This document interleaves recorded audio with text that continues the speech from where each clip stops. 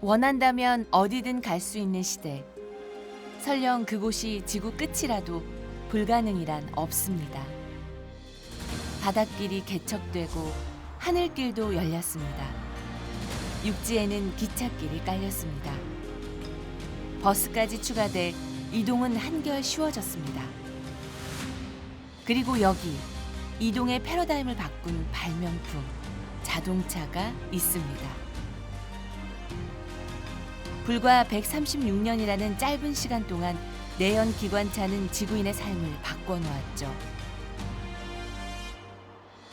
그러나 자동차는 위기를 맞고 있습니다. 18세기까지 지구는 그냥 고요했어요. 경제 발전도 뭐 또 아무것도 없이 왔었는데 산업혁명 이후로 이렇게 급상승했어요. 특히 자동차가 발명되면서 아주 수직 상승을 했어요. 그 과정에서 이산화탄소 발생했어요. 나쁜 가스를 많이 내뿜으면서 지구 온난화를 가속시킨 건데요.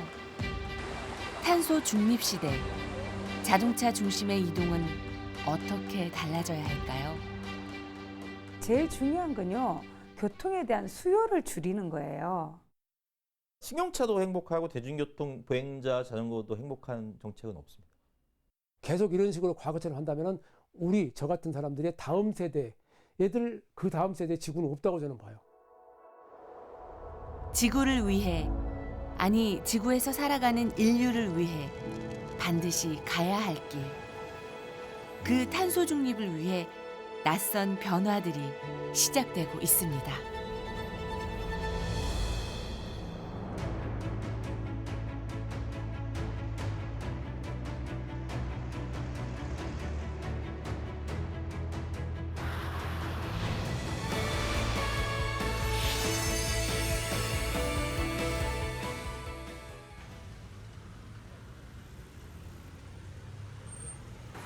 아침 출근 시간, 교통이 혼잡하기로 유명한 파리입니다. 차량이 많아서 교통체증이 심각합니다. 트램이 자동차에 막혀 지나가지 못하고 있습니다.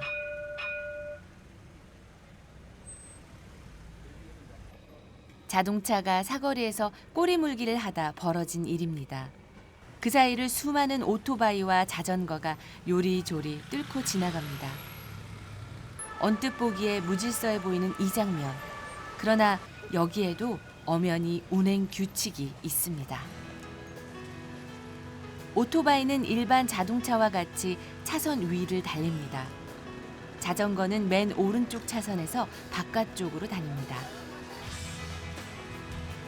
차량은 이륜차를 보호하며 달려야 합니다.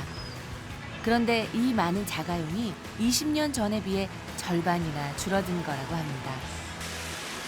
자동차 운행은 규제하면서 걷거나 자전거 타기를 장려하는 정책이 통했다고 하네요. Ça fait depuis 20 ans que la ville a une politique qui va nous permettre de réduire la place de la voiture pour bien sûr limiter la pollution de l'air, mais aussi limiter la pollution sonore, les nuisances sonores qui sont aussi une cause importante de contraintes sur la santé. Et l'idée, c'est de réduire cette place de la voiture pour aller vers plus de place pour les vélos, pour les bus, mais aussi bien sûr pour les piétonnes et les piétons. 오토바이와 자전거가 함께 도로를 달리는 파리의 아침 풍경. 이렇게 되기까지 그동안 어떤 일이 있었던 걸까요?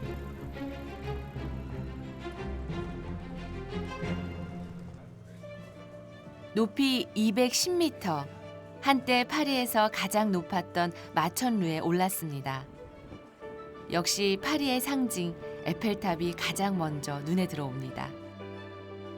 이곳에서 내려다본 파리 도로는 굽은 길이 많은 우리나라에 비해 꽤나 곧게 뻗어 있습니다. 우리는 번화가로 보이는 길 중에서 가까운 곳을 찾아가 보기로 했습니다.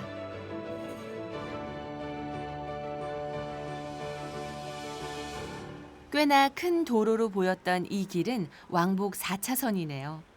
파리 도로는 대체로 좁아서 4차선이면 큰 축에 들어갑니다. 도로가에는 군데군데 주차장이 있습니다. 독특해 보이죠? 그러나 파리에서는 도로가에 지상 주차장이 있는 게 일반적인 모습입니다. 그런데 이 도로에서 승용차는 시속 30km를 넘을 수 없다고 합니다. 시속 30km면 우리나라에서는 어린이 보호구역인데요. 이곳이 특별한 곳일까요? 보시는 건 파리 지도입니다. 파란 선은 파리 외곽을 원형으로 연결하는 외곽 순환도로입니다. 이 도로는 시속 50km를 허용하는 구간입니다. 빨간 선은 상젤리제 거리 등 주요 간선도로인데 역시 시속 50km까지 달릴 수 있습니다. 나머지 구역은 제한 속도가 모두 시속 30km입니다. 파리에서는 30km가 보편적이고 50km로 달리는 게 예외적인 겁니다. 프랑스는 올해부터 비행기 운항도 제한하고 있습니다. 기차로 2시간 30분 안에 갈 수 있는 거리는 비행기를 띄울 수 없습니다.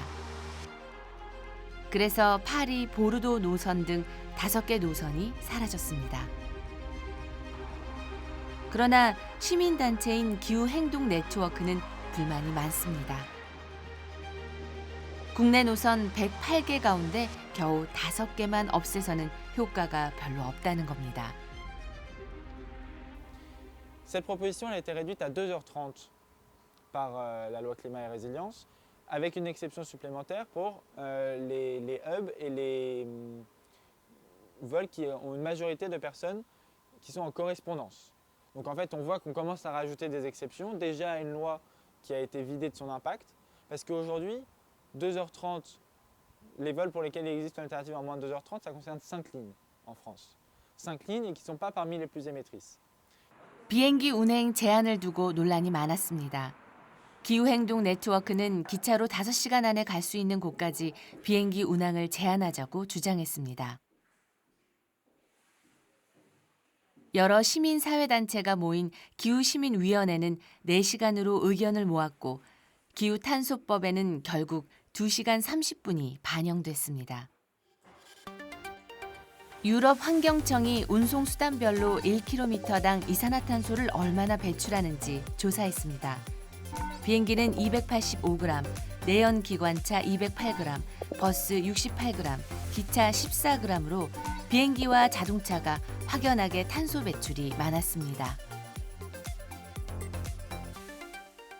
A씨는 오늘 2시간만 차를 빌렸습니다. 자가용에 대한 규제가 늘면서 차를 사기보다는 필요할 때마다 빌려 쓰고 있습니다.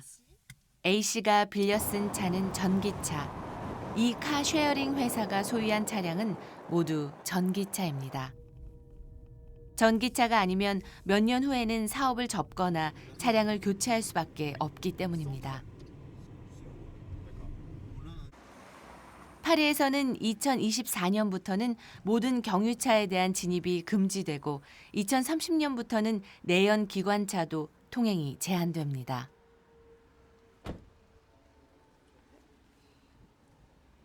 On pense que c'est très important de prendre de l'avance sur ce calendrier.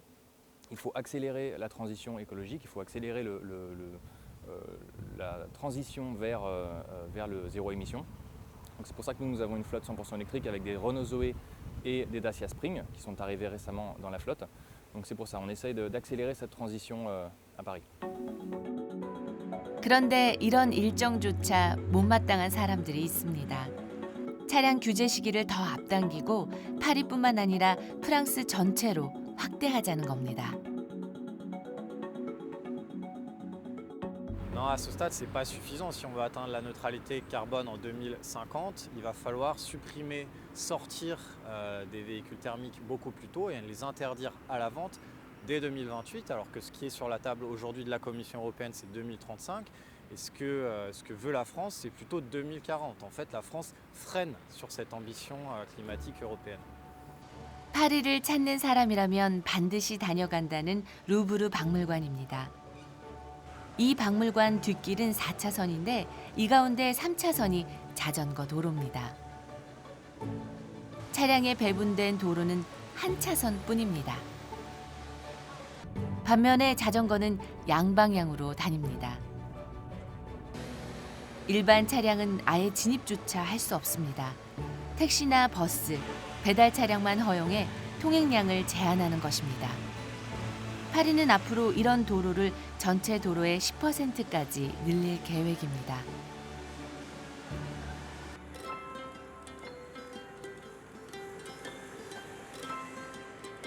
파리 도심에 있는 한 회전 교차로.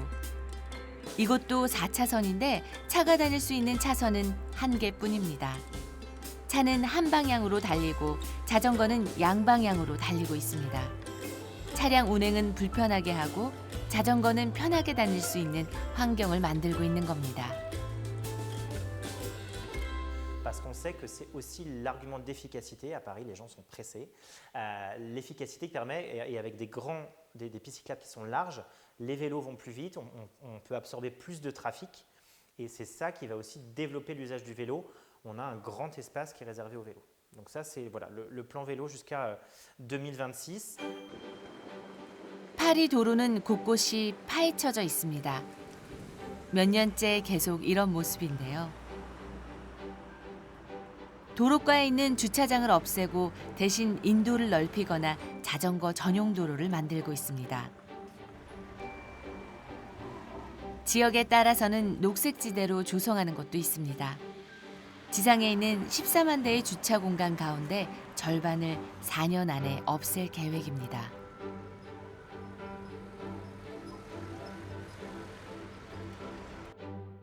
Actuellement à Paris, la voiture et la place réservée à la voiture, c'est 50% de l'espace public, 50% des rues, des places. Et pourtant, ça ne représente que 13% des déplacements. Et au-delà de ça, il n'y a plus qu'un tiers des Parisiennes et des Parisiens qui ont une voiture. Donc l'idée, c'est vraiment de procéder à un rééquilibrage, puisque finalement, les personnes qui ont des voitures sont assez minoritaires et pourtant occupent la moitié de l'espace. 파리 도심에 사는 바스티드 씨는 4명의 자녀가 있습니다. 유치원에 다니는 막내딸은 자전거에 태워서 데려다 줍니다. 쉽게 눈에 띌 수 있게 야광색 조끼도 갖춰 입었습니다. 아파트 1층에 자전거 보관 창고가 따로 있는데 다들 이곳에서 자전거를 꺼내네요. 자동차로 꽉 막힌 도로에서 자전거가 더 빠릅니다. 승용차와 자전거가 도로를 함께 씁니다. 집에서 학교까지는 1.9km. 아이를 데려다 준 다음에 다시 직장까지 2.3km를 더 달립니다. 대학 때부터 자전거를 이용했는데 파리에선 이게 제일 빠른 교통수단이랍니다.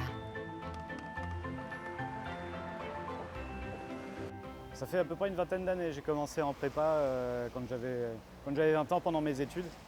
Et depuis, l'essayer, c'est l'adopter. Vraiment, ça va plus vite que tous les autres moyens de transport, plus vite que le métro et plus vite que la voiture. Donc, pour les déplacements quotidiens, c'est génial. 파리의 자전거 도로는 1000km에 달합니다. 이 중 300km가 최근 6년 사이에 새로 조성됐고 4년 안에 180km를 더 늘릴 계획입니다. 이런 흐름을 타고 자전거 이용은 빠르게 늘고 있습니다. 파리에 가야 한다면 꼭 기억할 것. 승용차를 이용할 생각은 아예 버리는 게 좋겠습니다.